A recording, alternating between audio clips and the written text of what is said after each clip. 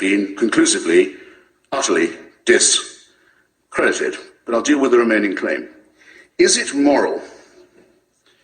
Again, I can only do Christianity this evening. Is it moral to believe that your sins, yours and mine, ladies and gentlemen, brothers and sisters, can be forgiven by the punishment of another person? Is it ethical to believe that? I would submit that the doctrine of vicarious redemption by human sacrifice is utterly immoral.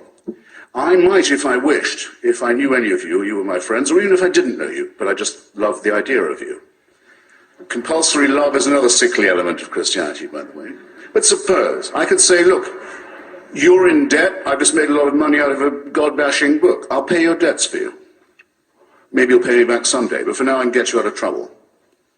I could say, if I really loved someone who'd been sentenced to prison, if I could find a way of saying I'd serve your sentence, I'd try and do it. I could do what Sidney Carton does in A Tale of Two Cities. If you like, I'm very unlikely to do this unless you've been incredibly sweet to me. I take your place on the scaffold, but I can't take away your responsibilities. I can't forgive what you did. I can't say you didn't do it. I can't make you washed clean. The name for that in primitive Middle Eastern society was scapegoating. You pile the sins of the tribe on a goat, you drive that goat into the desert to die of thirst and hunger, and you think you've taken away the sins of the tribe.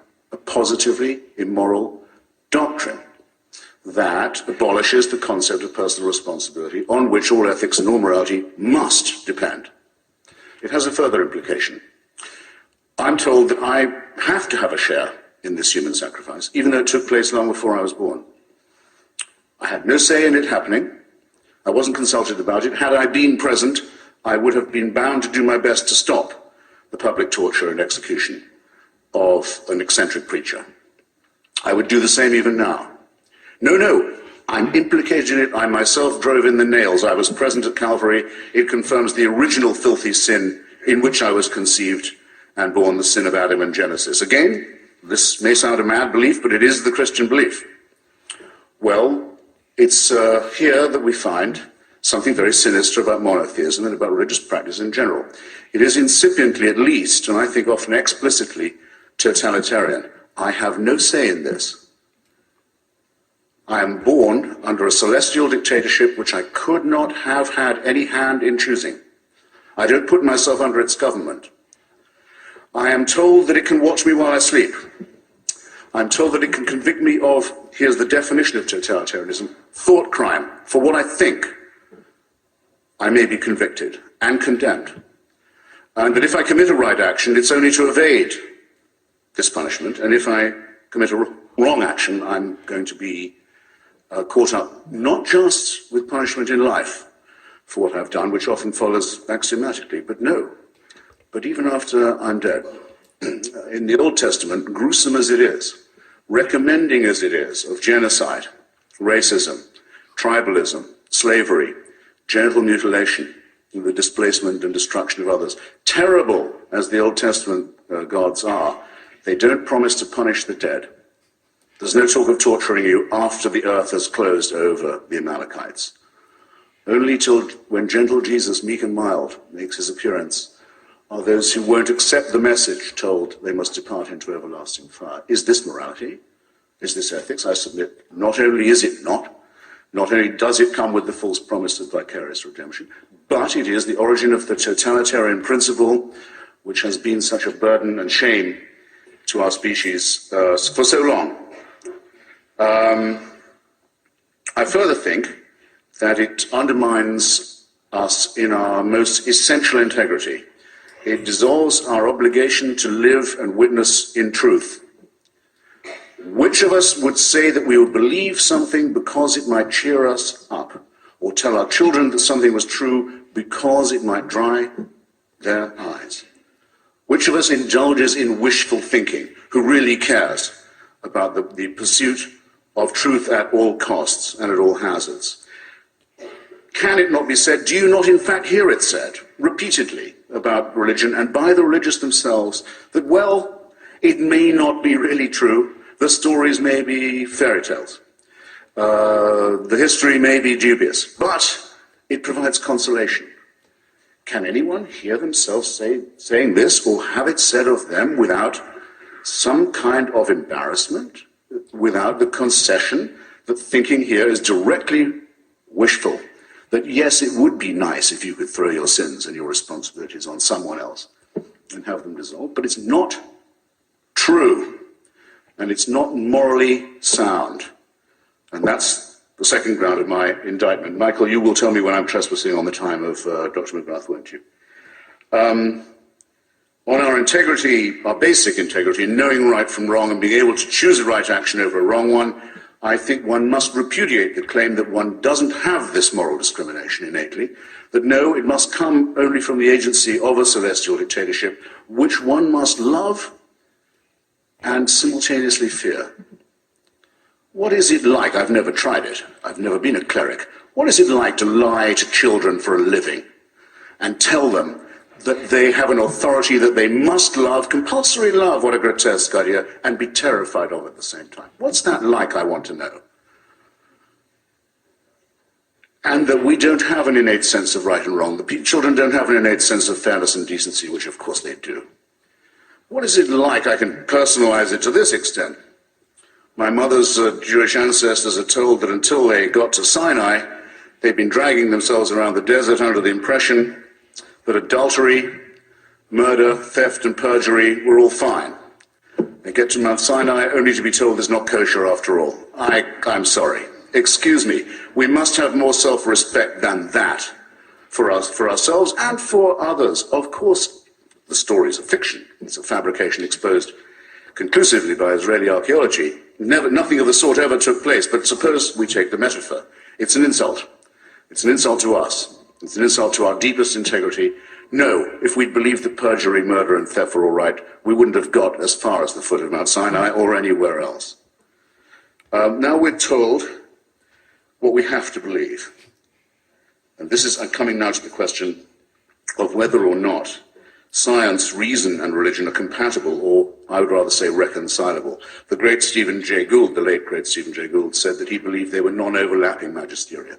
You can be both a believer and a person of faith. Sitting in front of me is a very distinguished, extremely distinguished scholar, Francis Collins, helped us to unlock the Human Genome Project, who is himself a believer. I'd love to hear from him. I hope we will hear from him. I don't believe he says that his discoveries in the genome convinced him of the truth of religion. He holds it, as it were, independently. I hope I do you no wrong, sir, in phrasing it like that. Here's why I, a non-scientist, will say that I think it's radically irreconcilable, I'd rather say, than incompatible. I've taken the best advice I can on how long Homo sapiens has been on the planet. Carl Sagan, Richard Dawkins, many others, and many discrepant views in theirs, reckon it's not more than 250,000 years, quarter of a million years. It's not less either. I think it's roughly accepted. I think, sir, you wouldn't disagree. 100,000 is the lowest I've heard. And actually, I was about to say, again, not to sound too Jewish, I'll take 100,000. I only need 100,000. Call it 100. For 100,000 years, Homo sapiens was born, usually, not usually, but very often, dying in the process or killing its mother in the process. Life expectancy, probably not much more than 20, 25 years.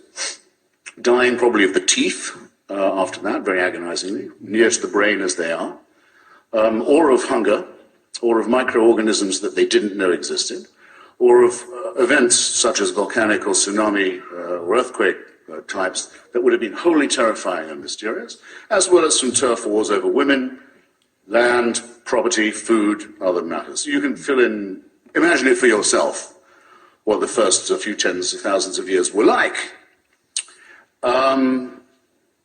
And we like to think, learning a little bit in the process, and certainly having gods all the way, worshipping bears fairly early on, I can sort of see why.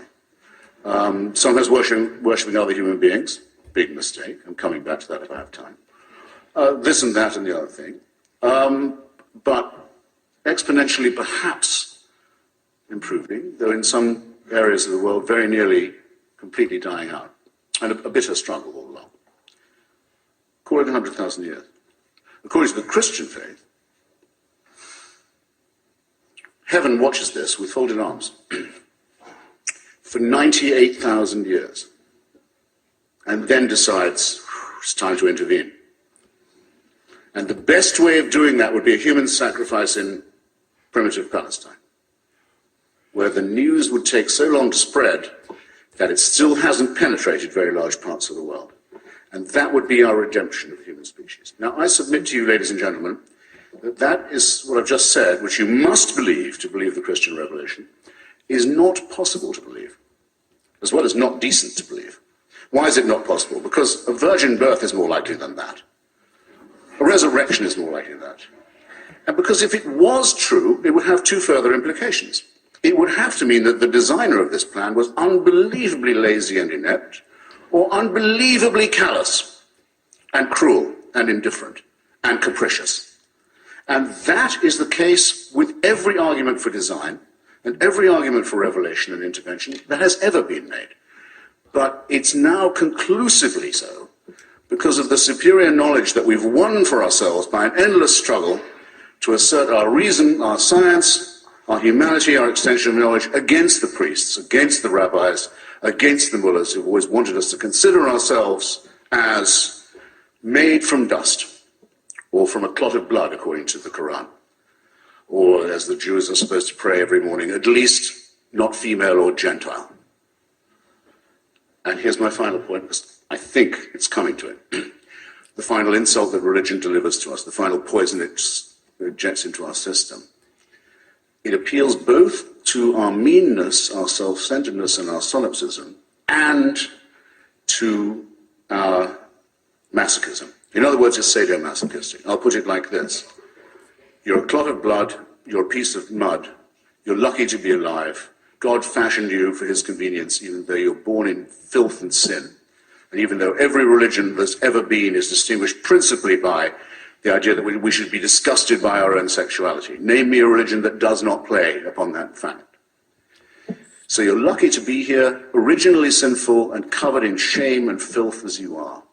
You're a wretched creature. But take heart. The universe is designed with you in mind. And heaven has a plan for you. Ladies and gentlemen, I close by saying, I can't believe there is a thinking person here who does not realize that our species would begin to grow to something like its full height if it left this childishness behind, if it emancipated itself from this sinister, childish nonsense. And I now commit you to the good Dr. McGrath. Thank you.